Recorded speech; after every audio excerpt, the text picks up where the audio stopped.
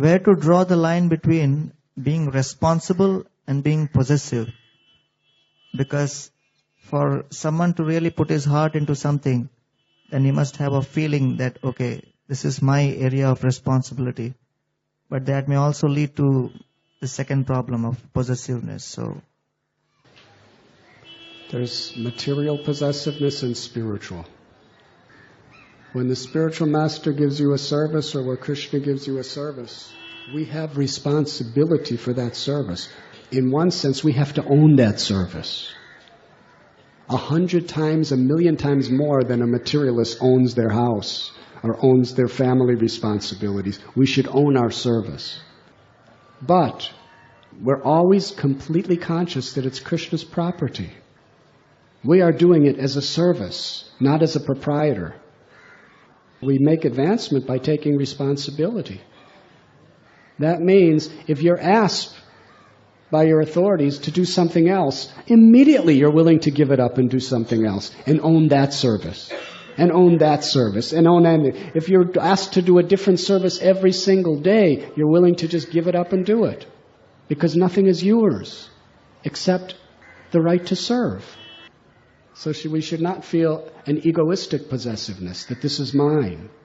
All that's mine is the opportunity to serve and the responsibility to serve. Prabhupada said to Krishna in his prayer, "Let me be your puppet." If Krishna wants the puppet to do a particular service, heart, soul, everything, full responsibility to do that. But if the puppeteer takes you to something else, you give it up immediately and go on.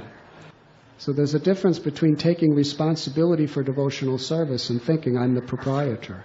You're not the proprietor. You're the servant. And you could go anywhere and do anything. And that was Vritrasura's glory. He was a great king. And he was cursed to be a demon.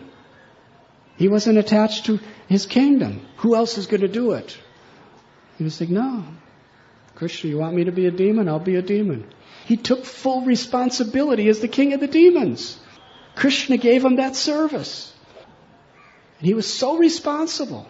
He was leading all the other demons like the best of the kings. He was fighting for them with his full energy because it was his service.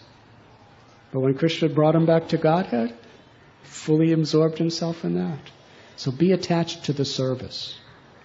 But our service is to be responsible. If you have a preaching field, you have to take total responsibility for that preaching field, but never think it's yours. You're doing it on behalf of the higher powers. That's all. On behalf of the higher powers.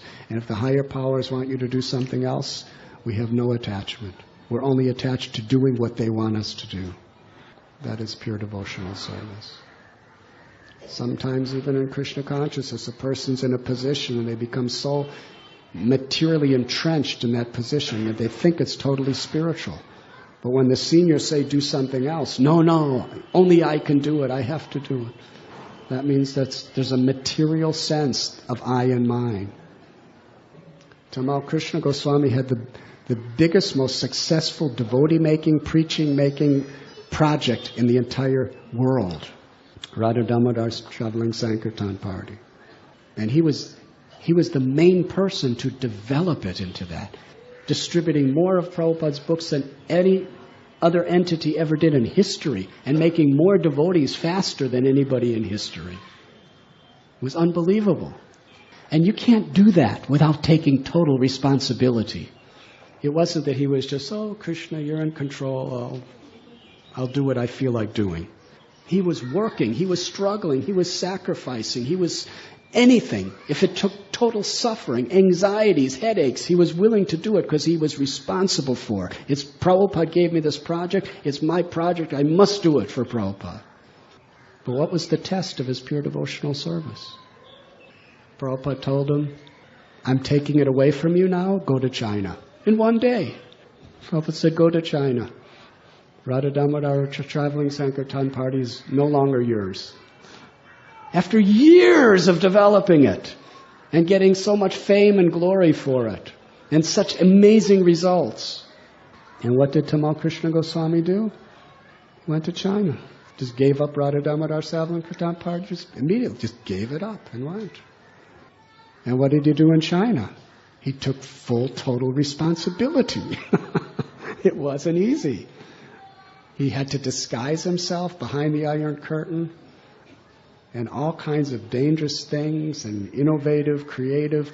You had to be absolutely fixed. It wasn't that he was just going thinking, Krishna will do, and I'll just, do I'll do a little here and a little there because Prabhupada told me.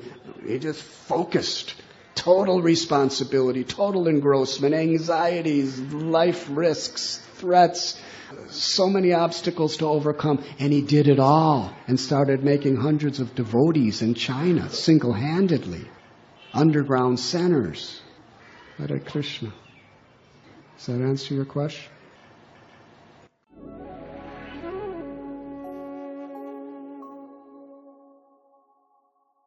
You were listening to Radhanath Swami on thesacredconnect.com.